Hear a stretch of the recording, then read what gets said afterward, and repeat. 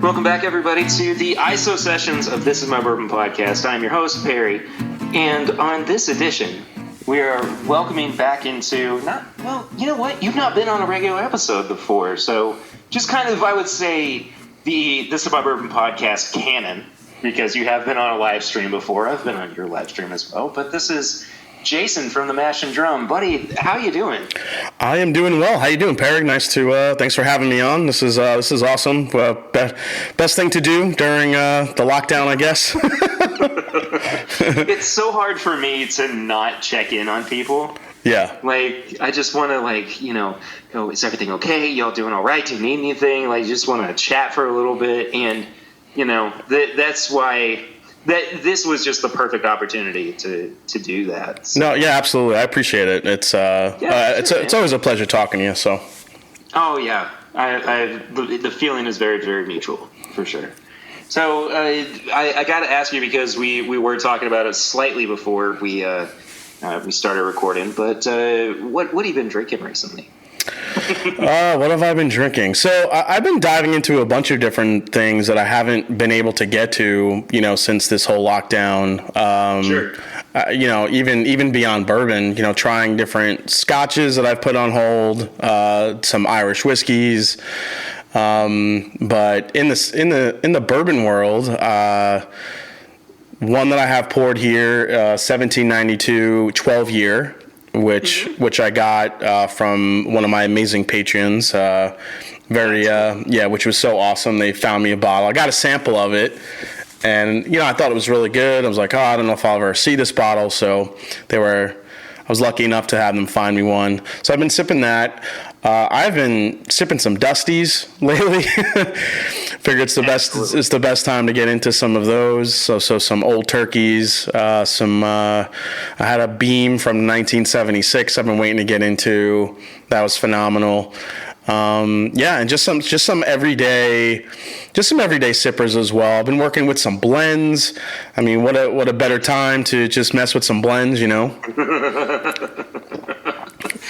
That's the thing that I've really been enjoying too, is just allowing myself to go, I'm going to try this, or I'm going to, because I got the time for it. I may as well just, sit around and play Mad Scientist for a couple of hours a day. But so you were telling me about the 1792 12 year before we started.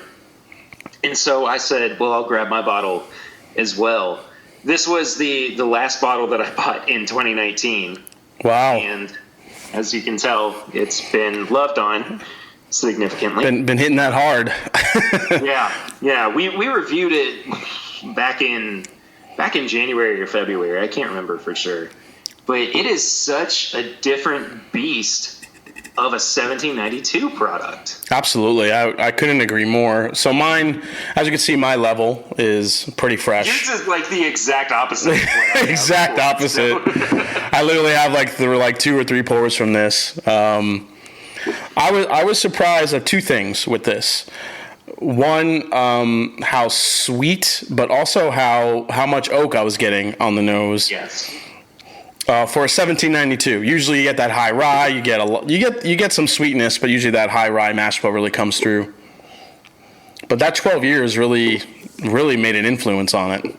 Yeah, I think that the age is really the dominating factor on the nose for sure. But it's not to the point where it feels like it's overhooked. Oh, not yeah. It's really quite enjoyable, and something that you can still find a lot of interesting complexity in as you're kind of taking a deep dive into it.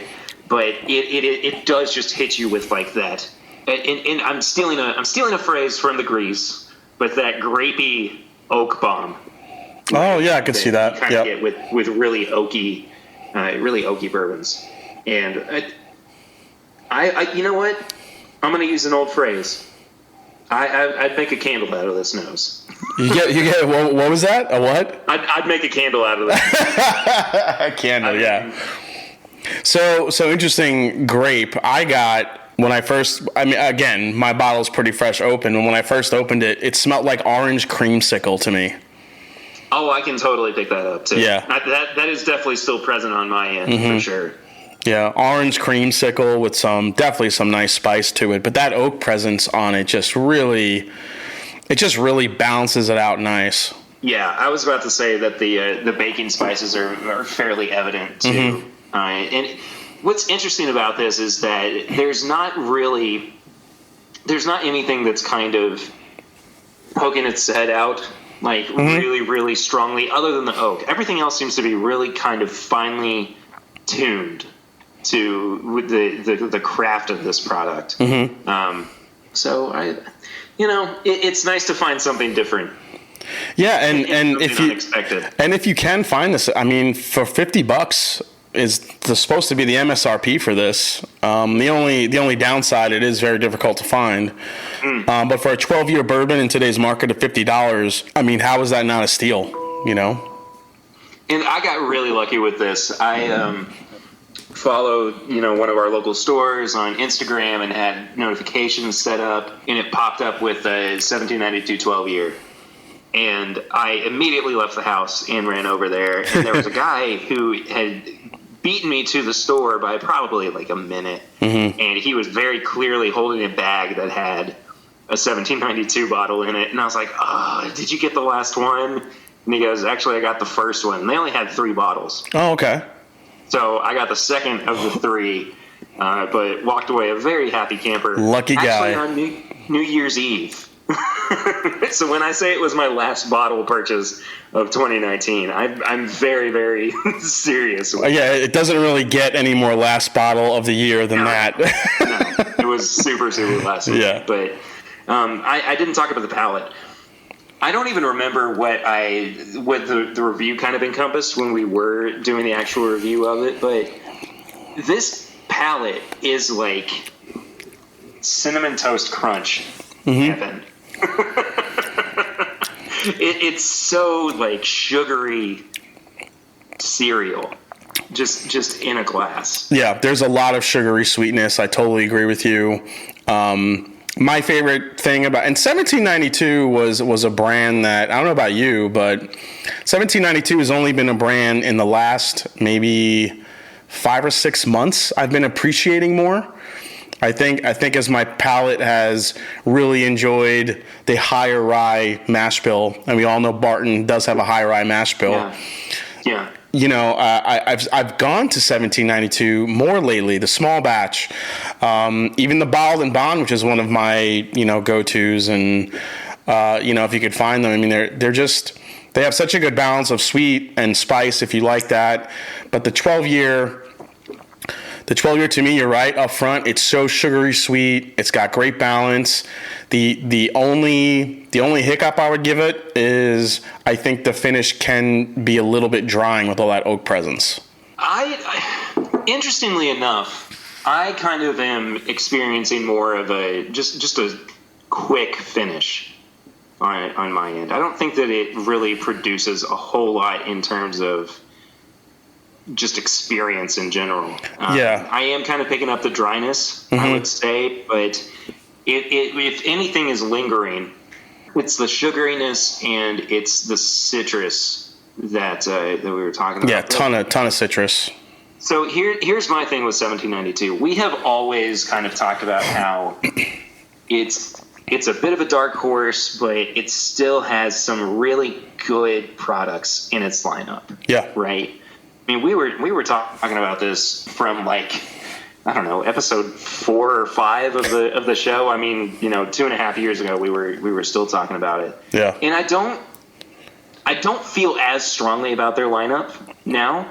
I think that they do have a couple of good bottles to offer. Foolproof, I still think, is phenomenal. In a really good pick of Foolproof will go a long way. A really, really long way. I would agree. I think that's where that brand shines, is with some of those Foolproof picks are just incredible. Yeah, for sure. And I think that right now it can be kind of hit or miss, but in general, I mean, it's a solid Barton or a solid Sazerac brand. Yeah, and I would people that ask me, hey, what do you think of this Foolproof pick? I'm like, I'm like, do you know who's picking it? It really, if you trust the people that are picking those barrels, then chances are you're going to be really pleased. But more often than not, I have walked into a random store or picked out a 1792 foolproof pick and been a little bit disappointed. I can't agree more with you. It's just, yeah. It really is all about the pallets that go into the actual picking. So yeah. Hey, part of what we've been doing during the Isosessions is just going, how you been holding up? How you been doing recently? So I'm gonna extend that question to you. Have you been surviving and thriving the best you can during the isolation, the quarantine of COVID-19? Yeah, I think being a YouTuber definitely has its perks where you have a little bit more time to be home and do some. I think on the plus side, I've gotten to create some videos that were on the back burner that I just didn't get a chance to do because of my work schedule and running around. But also being home, I'll admit, I get bored. There's times where I want to go out and do different things, and I love going to local bars and trying different cocktails. There's a couple bars that are near here that have great selections of bourbon. They do a good amount of picks. I love to go there and try those and hang out, but I can't do that right now. So between that, I am still one of the lucky ones that are employed. I am in the healthcare industry, so I see a lot of what's going on. I see a lot of the people that are affected by what's happening too. So for me, I feel like I can't complain. I'm very fortunate in the space I'm in, and not only that, but being able to work from home, have a great team that I could collaborate with still work-wise.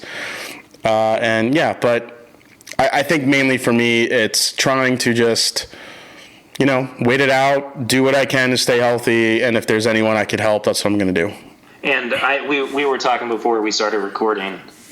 Today, I started a customer service job where I'm helping people to deal with their online issues when applying for unemployment insurance in the state of Kentucky. And it is, while it is keeping me busy, mm-hmm. and I'm still getting that, kind of productivity aspect of being human, it can be a little bit lonely, which does suck to a degree. I mean, I've never been one to just 100% thrive on being person to person. But ever since we started the show, ever since we started the podcast, I just have learned how much I love getting to just sit down with somebody, share something that is important to the both of us, whether it's a bottle that, we've both been enjoying, or just conversations about who we are as people. And I just miss that so thoroughly. Mm-hmm. And we can talk ad nauseum about how important it is to support our local industries right now, support local restaurants and everything. And I'm more than happy to do that. I'm more than happy to order carry out from, OBC or whatever. But dadgummit if I don't miss going in and sitting down in front of that expansive whiskey library that they've built, and, just being able to see friends and just leave the house for fun instead of business, or instead of, survival. Yeah, I feel like I'm at the point where I feel like getting in the car and going to the store is like summer vacation right now. It's like, it's like, oh my God, it's buying corn. Yeah, I'm going somewhere to pick up toilet paper. Let's go. Let's do this. If you can find it, it's still, dude, it is still so hard to find toilet paper in Lexington. Yeah, I don't know. People are bananas. Yeah, people are stocking up on the TP, man. Ugh. But I mean, do what you feel like you need to, but at the same time, us little people, we need some toilet paper. Share the wealth, man.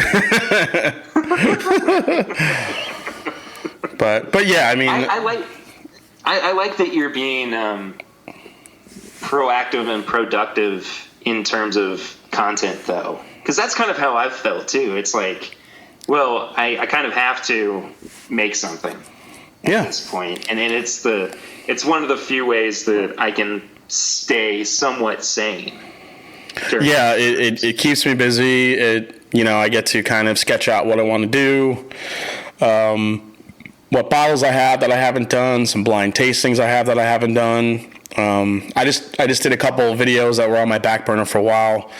One was top scotches for bourbon lovers, because I get asked all the time about a couple of bourbon drinkers that maybe want to get into the scotch category. Where do they start? So I because I did a similar journey only about a year ago, where I was trying some different scotches and trying to find out what I liked, what I didn't like, what flavor profile I went towards, because there's so much variety in the scotch realm. Then I did one on just tasting bourbon better, how to enhance your palate a little bit, using nosing kits and using some different tips and tricks that I learned from master distillers, in interviews and stuff like that. So those were two very important videos I'm glad I was able to do. Plus you look up different ways to make your content more aesthetically pleasing with camera angles, and maybe try some new things with sound. And all of a sudden my little studio is becoming like a jungle gym. I'm just like dancing around there trying to do different stuff. So my studio right now is basically a jungle gym as well, but that's just because it's an audio medium and nobody has to come in here, so they don't have to see all the bottles that I have on the floor at the moment. I mean, like, There's just no reason for me to be tidy.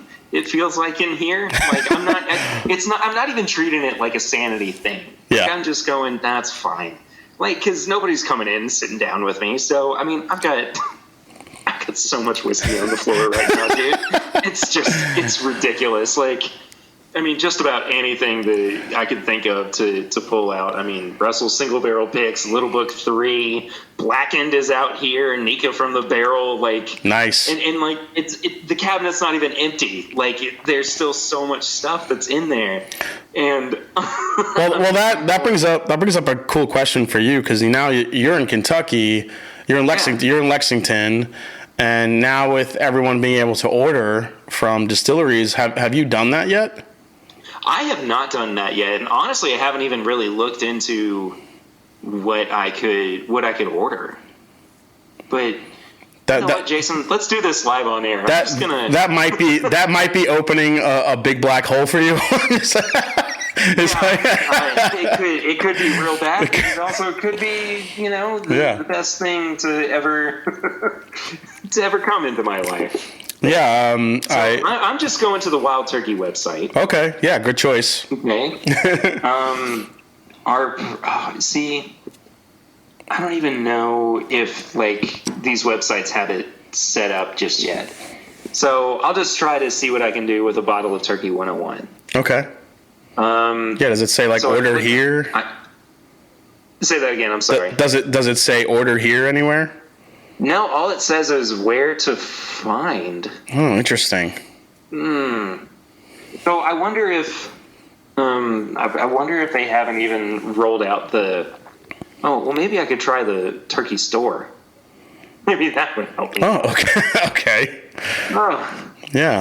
Look at me being really awful at technology. Yeah. Wobble and gobble. Come on. Okay, so putting in my home address. Okay, this is... Delivery is not currently available in your area. Okay. Well... Now is it because you're all the way in Lexington, or is it because they haven't set it up yet? I just don't know if it's been rolled out yet. Yeah, okay. To be quite honest. All right. So I think that I don't even know. Like maybe they weren't anticipating something hitting like this so quickly, but I don't know, man. That's kind of a bummer though. Like I was a little bit excited to see that if I could just order a bottle of Turkey 101 in an extremely high price, more than I should be paying for it, probably. But yeah, probably. But yeah, I mean, I've been ordering some stuff online, and I guess in a way that's kind of bad, but I mean, people are making it a little bit easier to order. But like you said, I recently got a Knob Creek pick. It was like 15 years. from New York. I got two wilderness trail picks from a store out in New Orleans that were actually selected for the New Orleans Bourbon Festival that was canceled, unfortunately. Man. So yeah, they're about 5 years old. It's the bottled and bond wheated bourbon and the rye, 2 picks. And I already opened the bottled and bond, and it literally tastes like chocolate chip cookie dough. It's amazing. Really? Yeah, it's incredible. That's awesome. Yeah, it's incredible. And I really can't wait for this to kind of roll out. And I know that there are arguments to be made about, supporting local businesses and this, that, and the other. And I totally understand it. But for those of us who can't always make it out to Laredo, Kentucky, in the middle of nowhere to go visit Maker's Mark, it would be nice to order some of their gift shop exclusives or something like that. Oh my God, yeah, I'd be ordering Maker's 46 cast strength all day. Yeah, absolutely. I'm looking. I still have not. You know what? I don't even know if I've tried the 46 cast strength yet. Yeah, I've gotten a sample of it, and I thought it was actually really. 46 is probably my favorite expression from them, besides some of the private select picks that you get, where they mix the staves up. You get that right mix of staves. Those can be really phenomenally good. But 46, as far as a core range, has been my favorite from Makers. And I just think, there's an extra level of complexity to it with the spice and the chocolate notes, from those 46 staves. Well, the RC6 was pretty damn amazing too, I gotta say. That is fair. Yeah. So let me tell you how shot my brain is in comprehension. So I was just thinking about how much I love Maker's cast strength. Mm-hmm. And then I was also thinking about how much I love Maker's 46. And then my brain went, it would be great, a cast strength 40 or Maker's 46. And I went, that's exactly the same dang thing that we've just been talking about. Like, what are you doing? Good job, Harry. 2 + 2 is 4. I really got there in the end, which is surprising one way or another. Hey, it doesn't matter how you get there, as long as you get there, buddy. As our buddy Scott would say, it's not about the destination. Yes, it is about the journey, of course. The long, winding journey to the 46 cast strength at the end. I cannot believe that my brain made that in so few steps. But there was a confidence in my thought-making process too, where I was like, oh my gosh, I can't believe nobody's ever thought. Oh, wait. I did actually interesting point about the Maker's 46. I did a blind when the Weller Full Proof came out, so I had that in there. I was always wondering if Maker's Mark, if they did that cast strength, they non-chill filtered it, what it would do to that bourbon. There we go. See, that's the innovation, and that's the thought-making process that my brain should have instead. It went, hey, what if they made a product that they already make? Yeah, and I've talked to David Jennings from Wild Turkey 101 extensively about why they don't non-chill filter rare breed. I mean, what were his thoughts on it? He obviously thinks it's a no-brainer. He doesn't know why they do it or why they don't. Why they do non-chill filter it, or why they do chill filter it, I should say.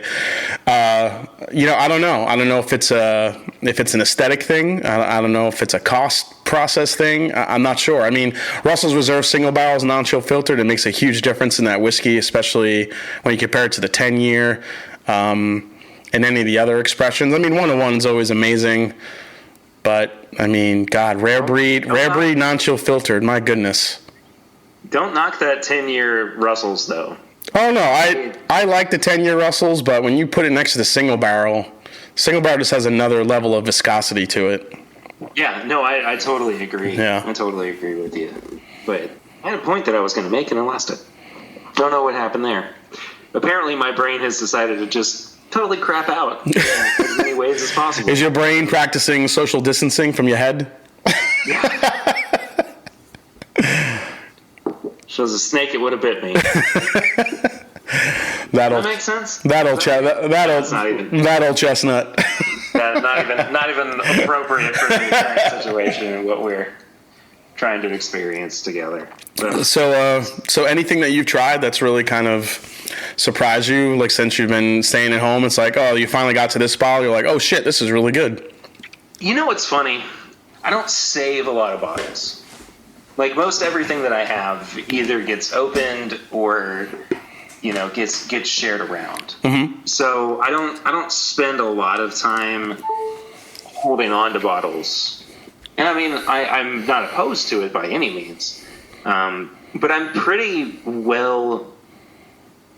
familiar with just about everything in my collection, right? Like, I don't save too much. There's one bottle that I have being saved for my anniversary with Lucy. But like, there's only, and if it's like a duplicate bottle, I'll hold on to that because there's no reason to have two bottles open of the same bourbon at the same time. I agree. But for the most part, if I experience that, it's with something that I have had before and am revisiting, right, instead of like a new thing that I'm really surprised by.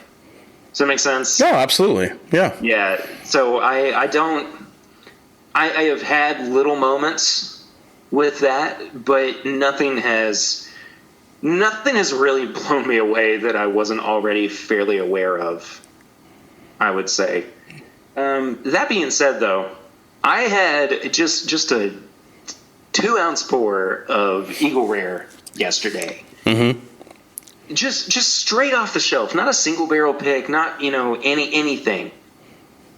If that is not one of the most well-crafted bourbons in the world, I don't know what is. And I've always kind of been like, nah, I'll get another bottle of it some other time, or I'm okay without it. But I'm not by any means going to go out and like hunt for it. But if I see it from now on, there's a stronger chance that I might pick up a bottle.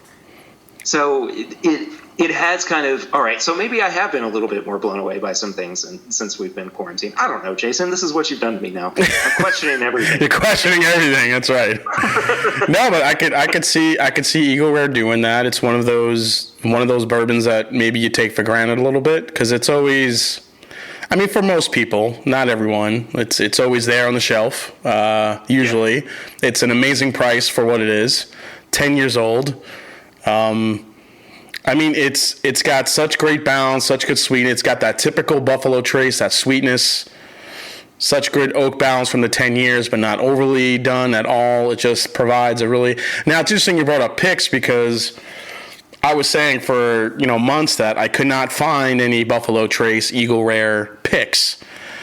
And I'm like, where are these Eagle Rare picks coming from? Because I've seen them. People are posting them online. How do I get some of these? And I had some. There was a period where nobody was picking Eagle Rare. Yeah. Buffalo Trace wasn't even allowing it to be a thing. Yeah, so it kind of makes sense that you were having a hard time finding it. And the reason why I ask is I was lucky enough to be part of a Weller Foolproof pick last year. And after we were done, we got brought into a room like, okay, your barrel will go here. And literally half the room was Eagle Rare picks. All barrels that were marked Eagle Rare picks. I'm like, where are these barrels going? Like, who's picking these? I'm like, where do I get this stuff? So, luckily, I had some amazing viewers that found me a few. Now I have about 6 of them. And some of them are truly, and the reason why I brought it up is because you brought up that grape note before, that you were getting in the 1792 a bit.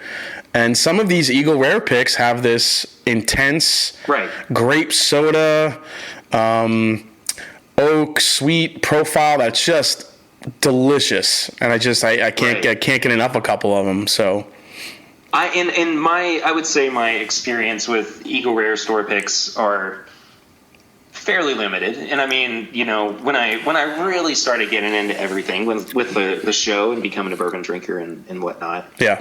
They were starting to become a thing of the past, and thankfully, of course, they're coming back. But I am very jealous that you got to go do a Weller Foolproof pick. I will say that much. That was my first experience at a Buffalo Trace pick. It's a little. Oh, I thought you were going to say a first pick in general. No, my first Buffalo Trace pick was my first Buffalo Trace pick I did, and it was an interesting experience. You get 4 barrels, you got to share 1 glass. You basically taste through them all, and you're out the door. It's like, okay, got it. But yeah, we picked a really good barrel. It was ended up working out good.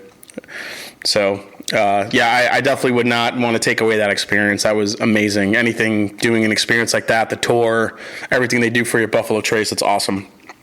Have I ever told you about the most recent pick I've done at Buffalo Trace? No, I don't think so. So I went with Liquor Barn to do it. There is a little bit of video that exists of this over on the It's Bourbon Night YouTube page. I was invited by Liquor Barn to go and do some picks for them at Buffalo Trace, and they said, would you like to invite somebody? And I was like, well, I'll see if Chad and or Sarah can go. Okay. And so Chad went with me, and we picked 3 different Buffalo Trace single barrels. Wow. 2 Blantons and 1 107. It was either two Blantons, 1 107, or 2 107s and 1 Blantons. I can't remember exactly what it was. But anyway, so you know that Buffalo Trace rolls out basically 3 barrels per 1 pick. Yep.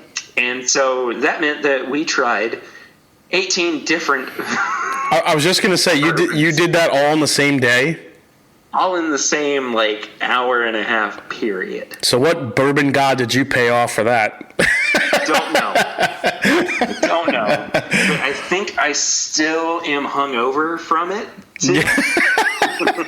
Yeah, there's still a small part of my psyche that's like, hey, you remember that one day where you just really, really screwed yourself over? Yeah, but you're still feeling it by at least a little bit. Wow. And what's so funny too is that they let you try it at cast strength, but they also let you try it proofed down. So yes, we may have tasted 18 single barrels, but that really meant that we tried 36 individual samples. Dude, that is a hell of a day. And by the end of it, I was just sitting on one of the barrels and I could not stop my hiccups. There was no stopping this onslaught of hiccups that day. And thank God for Wendy's. That's all I'm going to say. I was just going to say, did you guys even eat anything in between, or you just went full bore, all one right after the other? We went straight on ahead with every single. Dude, that's amazing. I mean, I could see why you would be hurting, but that's pretty amazing. That's like baller barrel pick day. Like, my goodness. And that was, so Buffalo Trace, Liquor Barn does this thing where they just kind of, they try to go in and just pick as much as they can because they have wide distribution. They want to try to keep their customers happy. Absolutely. And so I just don't think that I was as mentally prepared for it as I could have been, or really as physically prepared for it as I could have been, by which I meant, maybe eating the farm sampler at Bob Evans that morning, and just getting as much food in my belly as I possibly could. Oh right? My God, that's amazing. Yeah, I mean, I've been lucky enough to do a few picks now. I did a 1792 bottle and bond pick. That was awesome. One of my favorites. Really good experience. Really good experience at Barton. Doing that. Yeah. It was in the dead of winter, and we couldn't do it in the warehouse because it was way too cold. So they brought us inside. They, gave us some samples from 4 or 5 different barrels, tasted them, proofed them down a little bit. It was great. The Weller foolproof pick. I did help out with a Blanton's pick. I didn't get to go there. We got samples. And I also got to do a Knob Creek barrel pick, which is pretty cool. So the Knob Creek pick that I got to go on might be my favorite experience so far. It's actually my very first barrel pick that I ever went on. So the one that it was actually also through Liquor Barn. Mm-hmm. And we picked 2 bourbons and 2 ryes that day.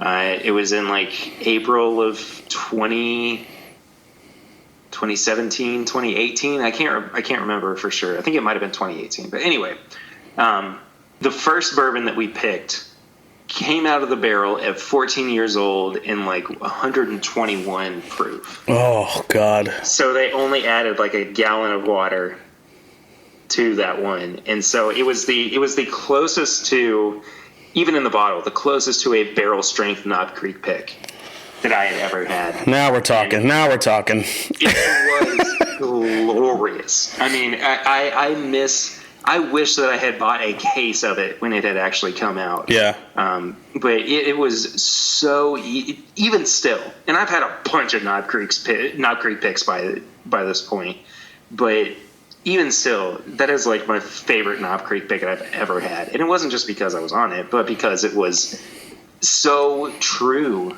to what it was supposed to be as a product. And I miss barrel picks first and foremost. I want to go back and do barrel picks again. Yes, yeah. I think I miss that barrel. I'm really looking forward to one day, hopefully, doing a wild turkey pick, because that's an experience I would love to do. Yeah. Wild turkey picks are a real good time. Yeah, that's the experience I'm waiting to do. Is I really want to do a wild turkey pick one day. So getting to just go around in the oldest rick house on their property with Eddie Russell, and he's just going, well, did you all like all these? Well, no. Okay, well, we're just going to drill from another one. Didn't like that one either. We'll just drill this one too. Like, it's so cool. And there's like a visceral feeling to it. You're just like, how is this happening to me right now? Yeah, how am I drilling into barrel? I was lucky enough to have that experience at Woodford Reserve with Elizabeth McCall. We got to drill into some barrels, and we got to try the chocolate rye bourbon. How do you like it? When it came out, I wasn't that crazy about it, but again, I got to try it at barrel strength. Like right out of the barrel, so I think it ruined it. So because at barrel strength, that stuff was absolutely phenomenal. But yeah, once you watered it down, it just lost a lot of that spice and nuance that it had, right out of the barrel. So. But, I give them credit. It's definitely an interesting release, kind of mixed reviews on it. I know people that love it. I know people that aren't that crazy about it. But, I think as a product overall, I think it did well. Well, that's good to hear. I don't think I've actually tried it, to be quite fair. Yeah, it's a little weird because a lot of people think it's a rye whiskey because it just says chocolate. Yeah. It says chocolate malted rye, and that's not the case at all. It's they just roasted the grain to the point where the chocolate flavors come out, and then made their bourbon from that recipe. Sure. So people are going to be upset about it. Yeah, it's like I thought this was a rye. Like, no, it's a bourbon. No, it's the first. The label. Yeah, it's the first thing I said in my review. I'm like, this is just to let you know, this is not a rye whiskey. So I was going to ask you, but I think you've kind of already answered it. If you had one barrel pick that you would want to do straight out of quarantine, straight out of isolation. Oh yeah, it would absolutely be wild turkey, just to do something like you said. I mean, you explained it perfectly. To walk around Warehouse A with Eddie Russell, drill barrels, taste, talk to him. I was lucky enough to go to an event here in Columbus, where I live in Columbus, Ohio. He came here actually when Long Branch was launching. There's a hotel local to here that's kind of I guess you kind of say it's more of a bougie hotel, and they have a really nice bar up on the rooftop, and they were doing an event. You had to buy some tickets for it. Wasn't really expensive. Decided to go, and Eddie Russell was the speaker, and you get to have a tasting. So we got to taste through the entire range of wild turkey, including Long Branch, and that was really kind of the hook that got you there.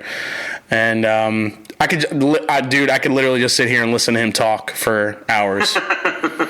Both Eddie and Jimmy. Yeah, both. Yeah, absolutely, both of them. I mean, yeah. But he talks about, Eddie talks about his dad a lot, which is incredible. So you hear about the stories back and forth, and how I love when he tells the stories how Eddie goes to Jimmy with ideas, and Jimmy will give him like 1 or 2 word answers. it's exactly. Yeah, and plus the story of Long Branch and how that was created, and the back and forth between him and Matthew McConaughey, and how they totally spoke a completely different language. And he's like, when you say you need to turn up the tempo or turn up the treble, what are you saying? Like, what does that mean? So Eddie, they were trying to get their language down. It's, it was an interesting process. To say the least.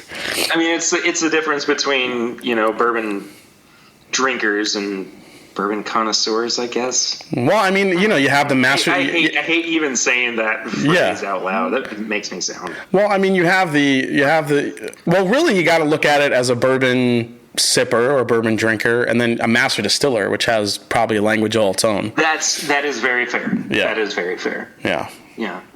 I'm kind of in the same boat. I'd like to go back and do another Russell's pick or a Kentucky Spirit pick or something, but man, even just a Knob Creek pick, I'd be all about. Oh, another Knob Creek pick would be nice. I'm trying to think what else. I heard Whistle Pig does incredible picks. The experience when you do Whistle Pig. I have still not gotten to do a New Riff pick. Oh, okay. I would love to do a New Riff. Yeah, I heard that's a really cool experience too. So, peek behind the curtain, little inside baseball. Mm-hmm. But we were actually poised to do the first This Is My Bourbon podcast barrel pick this year. Wow. And as everything got canceled or postponed, it slowly became a reality that we weren't going to be able to make that happen. So at the very least, maybe we could, still pick a barrel towards the end of the year. I mean, if everything gets back to normal, or whatever the new relative normal is. I hope so, man. That'd be great. Yeah, but I'm hoping that we can do some kind of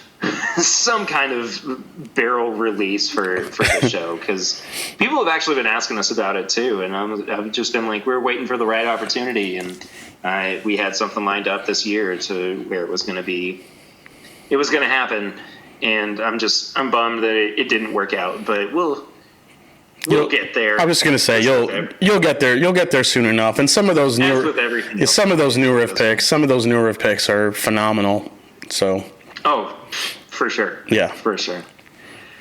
Well, Jason, I appreciate you sitting down with me for a little bit, buddy. It's been great catching up with you and checking in, making sure you're doing all right during the COVID-19 times. Absolutely, man. Always love chatting with you. I'm glad you and the family are doing good. And can I say live here while we're talking, congratulations to you and the wife for the new upcoming bourbon sipper on the way.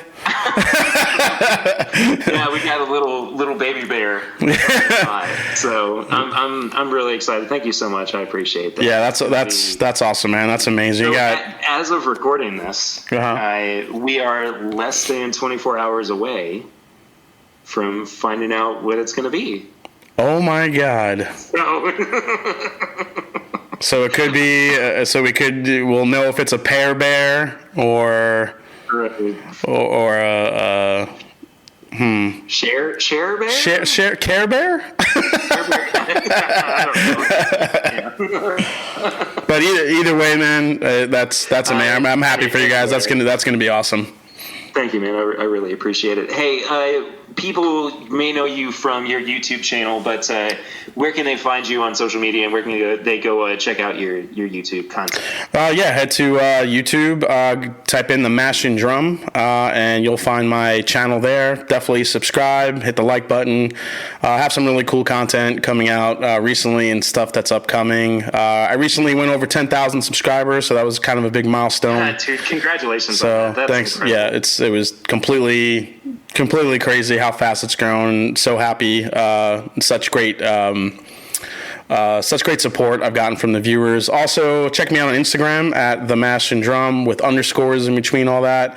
And you can find me on Twitter at at Mash and D. Check me out on Twitter. Always doing posts on Instagram and stuff. So yeah, definitely check it out. Yeah, and I showed up on one of your live streams as well. Yep. Sometime last year. I can't remember exactly what. Yeah, we did a blind tasting. Yeah, we did that really fun collaboration. So if Yep. people want to go and see what it's like when we actually are talking back and forth instead of just hearing us, you can go and do that as well. Hey, if you have not done so already, you can find the show at My Bourbon Pod on all social media channels. You can leave us a 5-star rating and review on the app right in your iTunes. But did I say that wrong? I definitely did. Whatever. You can leave us a review on iTunes. That's what matters. And then you can, most importantly, become a patron of the show for as little as $1 a month. Helps keep the lights on. And as little as $5 a month, you get bonus content like bonus episodes, pregame chats before every episode as well. And it's a good time. I appreciate everybody who is a Patreon subscriber of this My Bourbon podcast. So I think that about does it for this ISO session. Thank you all so much for tuning in. Jason, thank you again for sitting down with me, bud. Cheers, Perry.